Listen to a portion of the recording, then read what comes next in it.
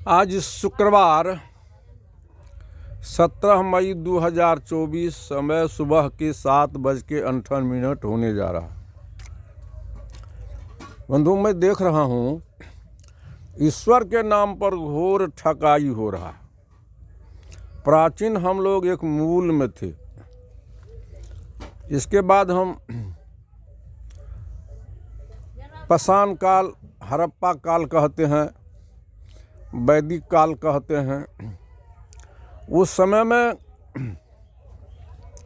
वैदिक काल में तो विद्या वेद का प्रचार हुआ, लेकिन जब हम मूल में थे तो न विद्या था, न वेद था, न कोई देवता था, न कोई देवी था, न ईश्वर था।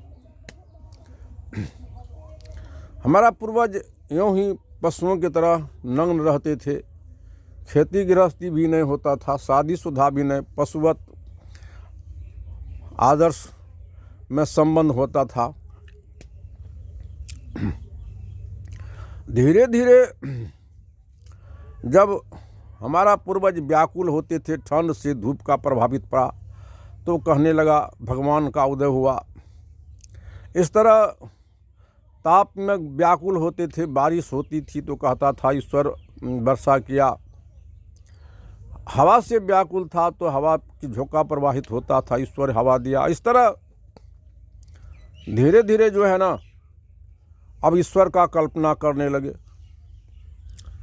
अब ईश्वर का कल्पना करते करते अब ईश्वर है कैसा, उसका आकार प्रकार क्या है, तो तरह तरह की जो हड़प्पा काल में खुदाई, वो रूपरेखा पत्थर का खोद खाद के बनाने लगा। अब उससे जब संतुष्टि नहीं हुई, तब शिक्षा भी नहीं था। हमारा पूर्वज प्राणियों तरह बात करते थे, आवश्यकता विकास की जननी है, वस्त्र तस्त्र कहाँ से था। तो यही चेतनात्मा शिक्षा का रूप दिया। अंग्रेजी में 26, उर्दू में 37, हिंदी में 34, बिल्कुल कखारा लेके 52, जिस पर समस्त वेद, पुराण, कुरान, बाइबिल लिखी गई है। यही संख्या में छोटी 1 बड़ी 9 पूर्णबिंदु 0 का रूप दिया है। वर्ल्ड का गणित आश्रित है, इसी पर है। यही चेतनात्मा संख्या में छोटी, यही चेतनात्मा 6 चक्र का अनुभेदन किया। यही चेतनात्मा सूक्ष्म, स्थूल, कारण, महाकारण, केवल का अनुसंधान किया। यही चेतनात्मा अणु, परमाणु, इलेक्ट्रॉन, प्रोटॉन, अल्फा, बीटा कहाँ का अनुसंधान किया। इस देश के बड़े बड़े विद्वान, ज्ञानी, विज्ञानी सबका अनुसंधान किया, स्वयं का जो अनुसंधान नहीं किया, इसलिए उसका जीवन अधूरा रह गया। उदाहरण, एक संख्या के बाएं तरफ हम शून्य रखी तो मान शून्य का शून्य होगा, 1 का 1 होगा। फिर दूसरा भी शून्य बाएं तरफ रखे तो शून्य का शून्य 1 का 1 होगा। तीसरा भी शून्य बाएं तरफ रखे, शून्य का शून्य 1 का 1 होगा। एक के दाहिना तरफ हम शून्य रखते हैं तो मान 10 होता है। दूसरा शून्य रखते हैं तो मान 100 होता है।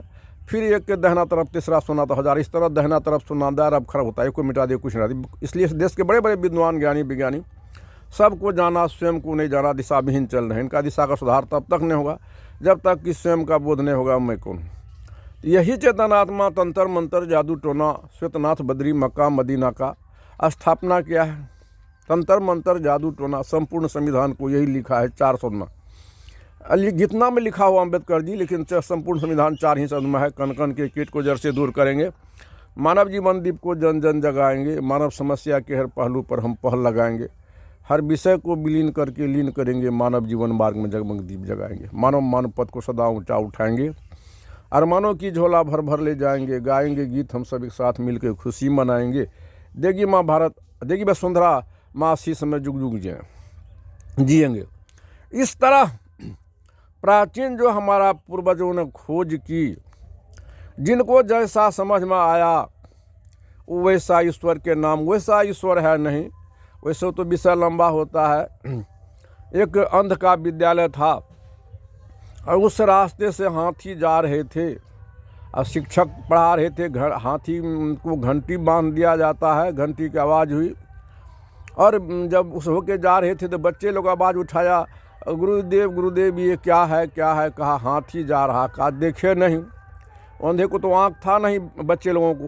तो शिक्षक कह दिया हाथी वाले से, जरा रुकिए रुकिए। रुका, बच्चे सब गया उनको देखने के लिए। कोई हाथी का पूँछ पकड़ा, कोई हाथी का पैर पकड़ा, कोई सुर पकड़ा, कोई कान पकड़ा, कोई दांत पकड़ा। जो पैर को पकड़ाऊ कहा जो है केला के थाम जैसा, कोई कहा सूर को पकड़ाऊ है मूसर के जैसा, कोई दांत को पकड़ा कहा ठोकरा के जैसा, कोई कान को पकड़ा कहा सुफ जैसा। वास्तविक आँख था तो नहीं, लेकिन वैसा है नहीं, जैसा जिसको अनुमान हुआ वैसा हुआ। उसी प्रकार ईश्वर को जिसा अनुमान हुआ, कोई ने कह दिया अखिलेश्वर है, कोई ने कहा ईश्वर सर्वेश्वर, एक यंत्र की ना इस संपूर्ण संसार को संचालित कर रहा, जो अपने से परे न कुछ व्यक्त न अव्यक्त रखता है। यह सब बिल्कुल भोलापन है। यही गुरुआ लोगों को जो अपना पता नहीं है तो संसार को क्या ज्ञान देगा। इसलिए गुरु लोग स्वयं नहीं समझ सका, जुल्म का कारण यही गुरुआ लोग है।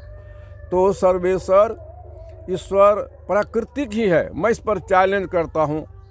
प्राकृतिक ही परम बिंदु है और बीज बिंदु नहीं है। बीज में बिंदु है, बिंदु में बीज है। कारण कार उसी व्यवस्था उसी बिंदु में है, द्वंद्व दो दाल उसी बीज में है। वृक्ष का संपूर्ण आकार प्रकार टहनी डाल फूल फल उसी बीज में, संग कुंटल दाना उसी बीज में है। और वही तीनों गुण सतोगुण रजोगुण तमोगुण उसी बीज में है। बीज का शक्ति स्वयं रूप लेता है। तो प्राचीन वही प्राकृतिक ही परम बिंदु है, द्वंद्व है उसमें, कार्बन डाइऑक्साइड ऑक्सीजन उसी में है।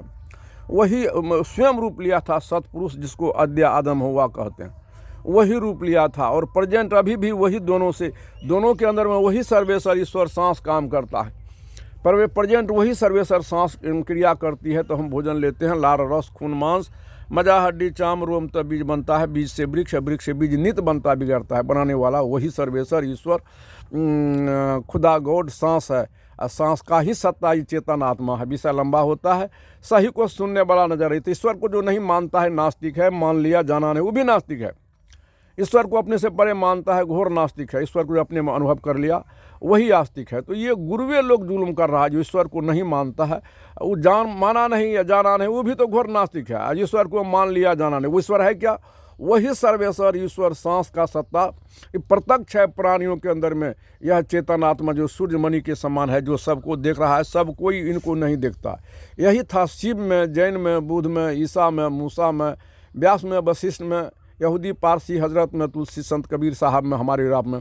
इसको जो लखाता वही सच्चा गुरु है। बाद गुरु धोखा दे रहा है। इसलिए कबीर साहब कहते जब लग मिले गुरु ने साचा, तब लग कीजिए गुरु दस पाचा। गुरु करू छैन पैन पिबू जैन, जब तक ने देखी अपन ने ना, तब तक ने मानी गुरु में के मैना। अपने से अलग ईश्वर धोखा है। ईश्वर को जो नहीं माना वो धोखा है। इसलिए इन्हीं शब्दों के साथ मैं नमस्कार करता हूँ तमाम बुद्धि